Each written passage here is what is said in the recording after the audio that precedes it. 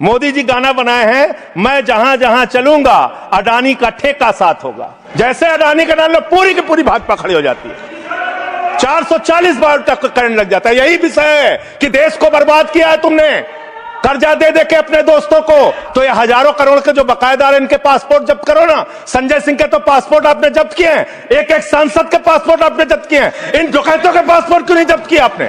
इन डकैतों का पासपोर्ट क्यों नहीं जब्त किया आपने? 430 करोड़ रुपए में सेटलमेंट हो गया।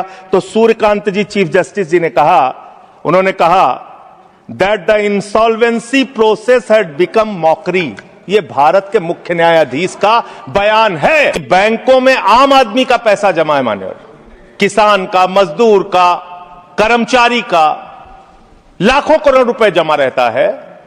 वो पैसा आप गरीब आदमी को नहीं देते, उनके रोजगार के लिए नहीं देते, एमएसएमई सेक्टर के लिए नहीं देते। वो पैसा उठा के आप अपने चंद पूंजीपति मित्रों को दे देते हैं। जिन मित्रों से आप पीछे से चंदा लेते हैं और धंधा देते हैं, उन मित्रों को आप पैसा दे देते हैं। और जब वो मित्र आपके डूब जाते हैं तो आप उनको बचाने के लिए ये बिल लेके आते हैं। तो कुल मिलाकर बैंक डकैती को लीगलाइज करने का ये बिल है। बैंकों पर जो डकैती हो रही है आपके दोस्तों के द्वारा, आपके मित्रों के द्वारा, उसको लीगलाइज करने का काम इस बिल के माध्यम से आप कर रहे हैं। आपका ध्यान इस देश की अर्थव्यवस्था को ठीक करने के लिए नहीं है, मान्यवर। मैंने पूरी डिबेट सुनी लोकसभा की, खाली एक चीज बताई जा रही है, ये लोन पहले का है, ये लोन पहले का है, ये लोन पहले का है।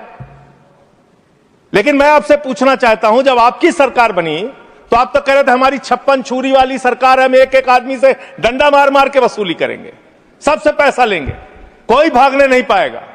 लेकिन आपके राज में, मोदी जी के राज में 9,000 करोड़ रुपए लेके विजय माल्या भाग गया, 20,000 करोड़ रुपए के लेके नीरव मोदी, मेहुल चौकसी भाग गया, 6,000 करोड़ रुपए लेके नितिन संदेशरा भाग गया, 2,500 करोड़ रुपए लेके ललित मोदी भाग गया। ये बड़े बड़े जो हजारों करोड़ रुपए के लुटेरे थे, हिंदुस्तान से भगाया किसने इनको? आपने भगाया। ये गुनाह आपने किया। इसलिए आपको देश की अर्थव्यवस्था को ठीक करने का आपकी मंशा नहीं है।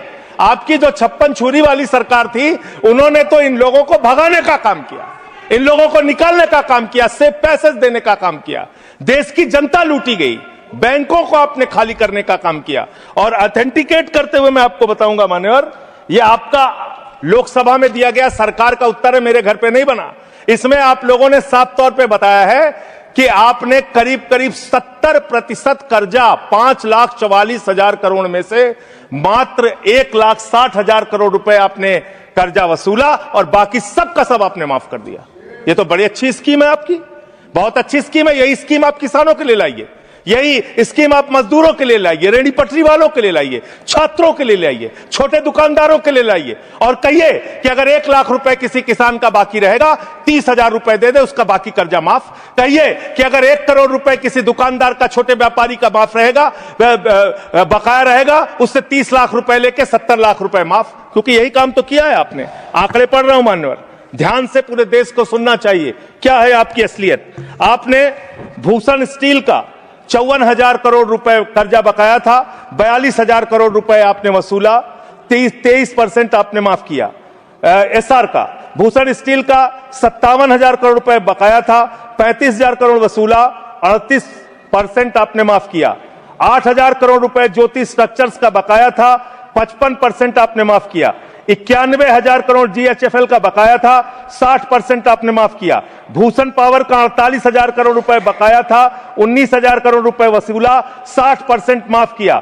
इलेक्ट्रो स्टील्स का 14,000 करोड़ रुपए बकाया था, 5,000 करोड़ रुपए लिया, 62% आपने माफ किया। मोनेट इस्पात का 11,500 करोड़ रुपए बकाया था, 2,800 करोड़ रुपए वसूला, 75% कर्जा आपने माफ किया। एमटेक का 13,500 करोड़ रुपए बकाया था, 2,700 करोड़ रुपए वसूला, 80% आपने माफ किया। आलोक इंडस्ट्रीज का 30,000 करोड़ रुपए बकाया था, 5,000 करोड़ रुपए वसूला, 83% आपने माफ किया। लैंको इंफ्रा का 47,000 करोड़ रुपए बकाया था, 5,300 करोड़ रुपए आपने वसूला, 88% कर्जा आपने माफ किया। वीडियोकॉन का 46,000 करोड़ रुपए बकाया था, 2,900 करोड़ रुपए वसूला, 94% कर्जा आपने माफ किया। एबीसी शिपयार्ड का 22,000 करोड़ रुपए बकाया था, 12,000 करोड़ रुपए वसूला, 95% आपने माफ किया। आपने श्रीवास्तव इंडस्ट्रीज का 4800 करोड़ रुपए बकाया था, 320 करोड़ रुपए आपने वसूला, 95% कर्जा आपने माफ किया। मान्यवर, अभी हमारे मित्र पूछ रहे थे हेयर कट क्या है, हेयर कट क्या है, हेयर कट क्या है। हेयर कट का तो मतलब था मामूली सी छूट देनी है, ज्यादा वसूलना है। आपने तो पूरा गर्दन कट कर दिया, पूरा गर्दन कट, यानी कि बड़ा हिस्सा कर्जे का माफ कर दिया और मामूली हिस्सा कर्जे का आपने वसूला।